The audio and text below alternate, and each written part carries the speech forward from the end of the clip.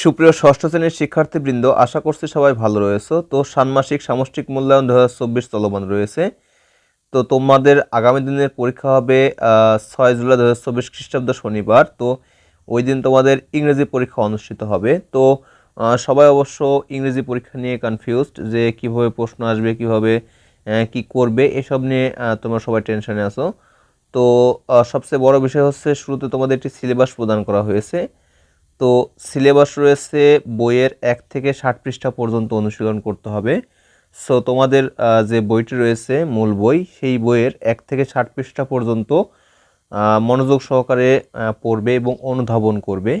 যেহেতু তোমাদের কোনো গাইড বা যে মূল বই রয়েছে হুবহু কোনো প্রশ্ন কমন আসবে না, সেখান থেকে জাস্ট অনুধাবন করতে হবে বা বুঝতে হবে এবং সেই বোঝাকে কাজে লাগিয়ে তোমাদের অ্যান্সারটি সম্পূর্ণ করতে হবে।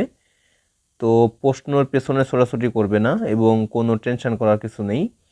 এটা একবারে ইজি একটা প্রসিডিউর। তোমাদের যে কৌশলগত পদ্ধতি, সেই পদ্ধতিকে কাজে লাগিয়ে কিন্তু এই অ্যান্সারগুলো করতে হবে। এক্ষেত্রে তোমাদের শ্রেণীর শিক্ষকগণ অবশ্য অনেকটা সহায়তা করবেন, অথবা যদি তোমরা কোনো শিক্ষকের নিকট থেকে এই বিষয়ে জানতে চাও বা জানার চেষ্টা করো, তাহলে সেখান থেকে বুঝতে পারবে। ওকে, তো তোমাদের ইংরেজি বিষয়ে এই মূল্যায়ন যে অনুষ্ঠিত হবে, সে মূল্যায়নে তোমাদের কি কি নিয়ে যেতে হবে প্রতিষ্ঠানে তা দেখাবো।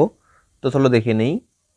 সো তোমাদের যে ষান্মাসিক মূল্যায়ন অনুষ্ঠিত হচ্ছে, এখানে যে বিষয়ভিত্তিক উপকরণের তালিকা রয়েছে, সেখানে কিন্তু তোমাদের কোনো তালিকা দেয়া নেই ইংরেজির জন্য বিশেষ করে।